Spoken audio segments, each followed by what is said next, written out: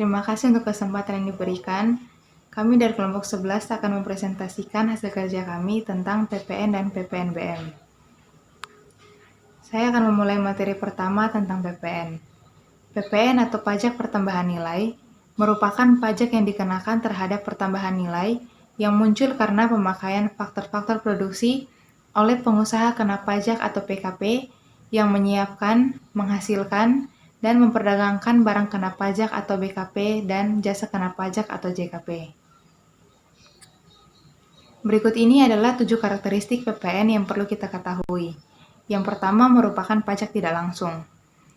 Pajak tidak langsung di sini artinya beban pajak dialihkan kepada pihak lain, yakni pihak yang mengonsumsi barang atau jasa tersebut. Yang kedua, merupakan pungutan yang sifatnya objektif.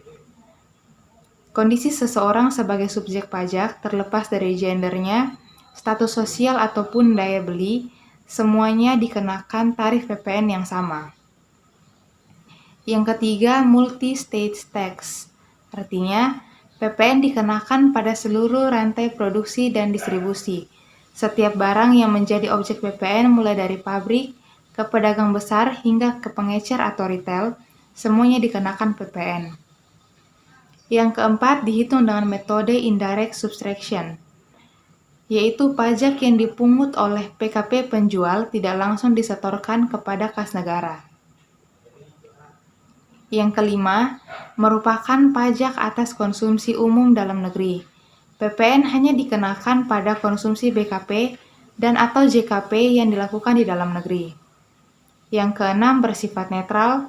Yang ketujuh, tidak menimbulkan pajak berganda atau kemungkinan adanya pajak berganda dapat dihindari karena PPN hanya dipungut atas nilai tambah saja. Berikut ini merupakan tarif PPN berdasarkan ketentuan Pasal 7 Undang-Undang Nomor 42 Tahun 2009 membagi tarif PPN menjadi 3 bagian. Yang pertama adalah tarif PPN sebesar 10%, yang kedua tarif PPN sebesar 0%, yang dikenakan atas ekspor barang kena pajak berwujud, ekspor barang kena pajak tidak berwujud, dan ekspor jasa kena pajak. Yang ketiga, tarif PPN yang dimaksud pada poin pertama bisa saja berubah menjadi paling rendah 5% dan paling tinggi 15% sebagaimana diatur dalam peraturan pemerintah. Berikut ini adalah contoh soal PPN. Toko Samson menjual kulkas sebanyak 20 dengan harga satuannya sebesar 6 juta. Lalu, berapakah PPN terutang toko Samson yang wajib disetorkan? Penyelesaiannya dengan total DPP atas penjualan 20 kulkas dikalikan dengan harga unit per kulkas sebesar 6 juta sehingga mendapatkan hasil 120 juta. Untuk PPN-nya kita kalikan dengan 10%. 10% dikalikan dengan 120 juta mendapatkan hasil 12 juta. Jadi, PPN terutang yang wajib disetorkan toko Samson adalah sebesar 12 juta. Baik, saya Stella Devendri Seme akan melanjutkan bagian kedua yaitu mengenai PPNBM atau pajak pertambahan nilai atas barang mewah. PPNBM merupakan pajak yang dikenakan pada barang yang termaksud golongan barang mewah. Pengenaan PPNBM ini dibebankan kepada produsen atau PKP yang menghasilkan dan mengimpor barang mewah tersebut.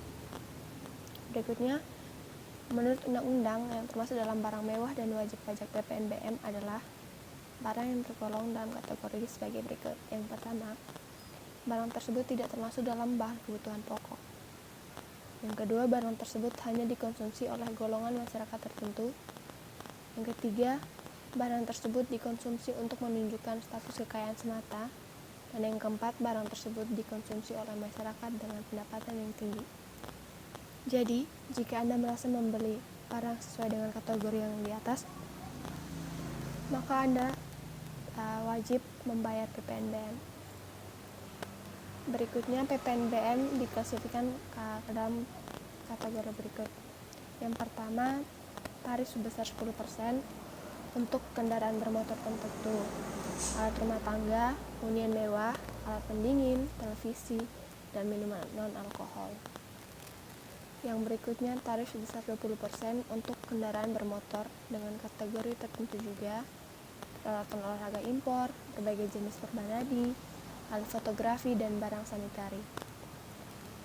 Yang ketiga tarif sebesar 25%, yaitu untuk kendaraan bermotor berat dan berbahan bakar solar seperti minibus, kombi, dan pick-up.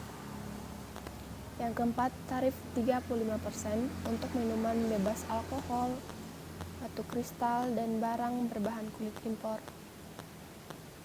dan bahan pecah belah atau dandes. Berikutnya kita masuk dalam contoh soal PPNBM. Di sini Bapak Ahmad merupakan seorang pengusaha di bidang produksi film.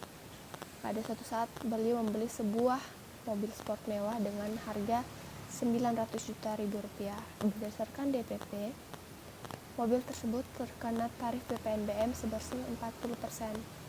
Lalu berapakah nilai yang harus dibayar Bapak Ahmad untuk membawa masuk mobilnya ke Indonesia? Kita menggunakan rumus seperti PPN sama dengan tarif PPN dikali dengan harga barang dikurang dengan tarif PPNBM.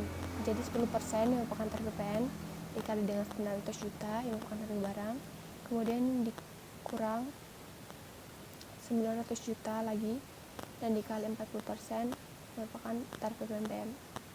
Kemudian 10% itu dikali dengan 900 juta dikurang dengan 360 juta yang merupakan hasil dari 900 juta kali 40%. Kemudian 10% dikali 540 juta yang merupakan hasil dari 900 juta dikurang 360 juta dikali dengan 10% akan mendapatkan hasil sebesar 54 juta. Berarti total harga mobil yang harus dibayarkan Bapak Ahmad adalah harga mobil tersebut ditambah dengan PPN dan ditambah dengan PPNBM. Jadi semuanya totalnya adalah 1.314 juta ribu rupiah. Nah, sekian hasil dari diskusi kelompok kami mengenai PPN dan PPNBM. Semoga bermanfaat bagi teman-teman semua. Terima kasih.